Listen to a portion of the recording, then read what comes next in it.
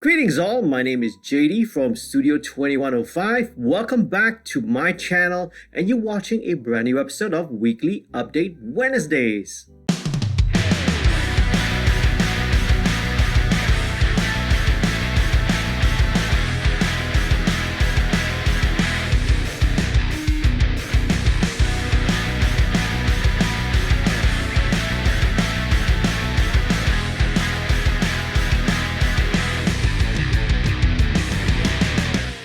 If you're new to this channel, a warm welcome to you. I want to say a big shout out and a big thank you to all the patrons who help to support the channel financially. If you're not a subscriber yet, please do click on the subscribe button. Please also click on the notification bell so that you'll be updated every time I put out a brand new video. Do sign up for the email list, and if you want to become a patron, head on down to www.patreon.com/studio2105.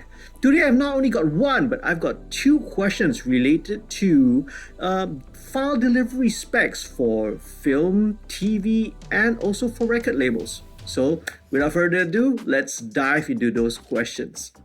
Question 1. A client of mine is having their songs put on a series on Netflix. I produced, recorded, mixed, and mastered those songs. What do I need to provide the video editors? Do I send them the entire DAW session? First of all, congratulations to you and your client for securing this deal with Netflix. This is an awesome achievement, okay? Now, having material used on a TV or a film soundtrack is always a great addition to your portfolio, but make sure that you and the artists are properly credited, okay? The standard industry practice when it comes to delivering material for film and TV is just to export stem mixes, right? Or stems for short. They need the stems because so that they can easily create alternate mixes that will fit with what's going on in the screen. Sometimes this could be a vocal down, or maybe just a -1 or an instrumental mix. Or sometimes when it comes to mixing, it gives the flexibility for them to place the music elements, right, either in the wide left or the wide right channels or surround channels, or place them as objects, right, as with when you're dealing with the newer immersive audio formats such as Dolby ATMOS. And no, these are not the individual multi-tracks, okay? When I say stems, these are not the individual tracks. Don't confuse the two. Now, the film mixers are already dealing with dialogue tracks, they're dealing with sound effects, they're dealing with Foley.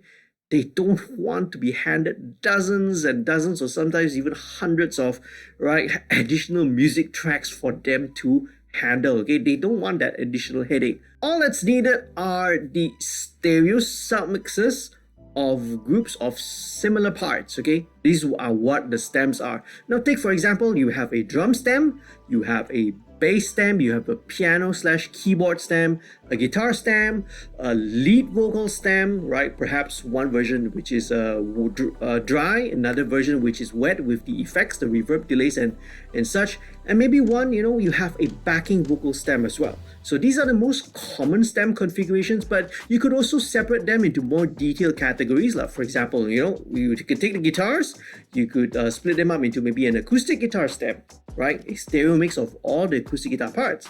You could split them into the rhythm parts, you could split them into lead parts, right? When you talk about keyboards and pianos, you could split them, into acoustic piano, electric pianos, synths, organs, right? And the like, okay? You do not need to send them the entire session, okay, right? For many, many reasons. As I mentioned earlier, the film mixers, the final audio mixers, they don't want to be handling all the tracks, okay? That's too much work, right, to be handling, all right?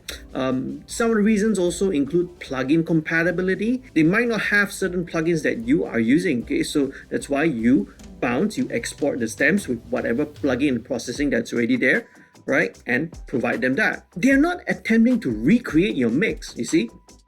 All they want is just the flexibility to make the overall mix work. As I mentioned earlier, dialogue, effects, Foley, etc., and plus your music, right?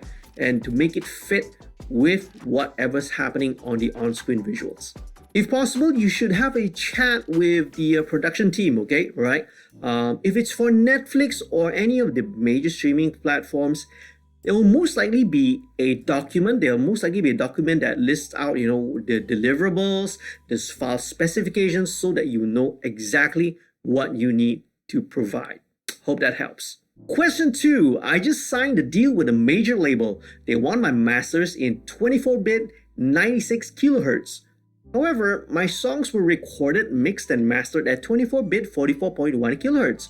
What would be the best way to do this? Once again, congratulations to you on the deal. Now, the reason why many record labels, right, and not only majors, right, they are now requesting 24-bit 96 kilohertz files is so that they can future-proof their catalog whenever, in the near future, near or distant future, when, newer higher resolution media formats come along, or maybe higher resolution newer delivery platforms are introduced, they won't be caught off guard. They won't be caught, with the with file formats or file resolutions that are too low, that don't meet the quality or the standards of all these newer platforms.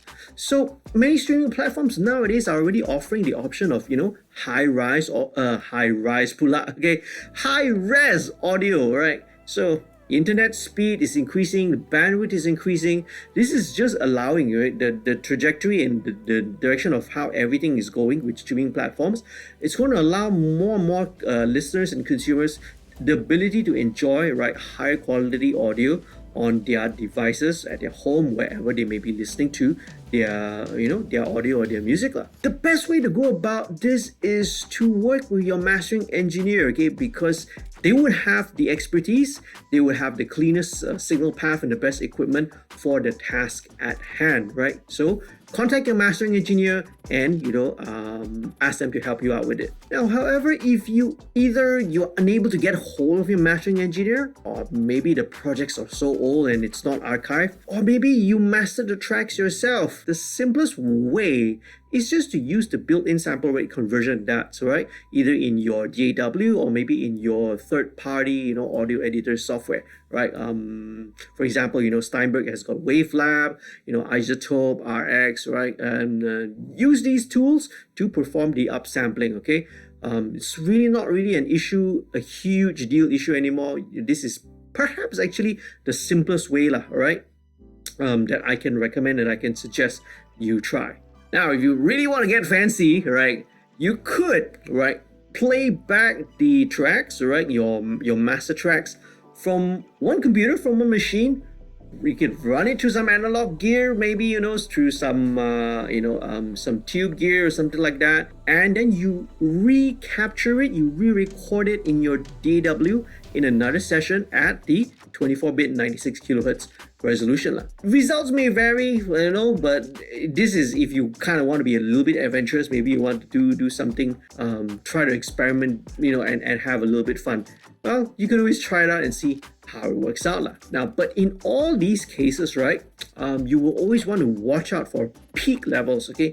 Because one thing that, if you're not aware of, sample rate conversion does potentially change levels. It's usually very subtle, but when you are talking about, audio that's already been mastered very, very close to, let's say, a limit, for example, nowadays, right, the delivery specs for streaming platforms and all that is always minus 1 dB true peak.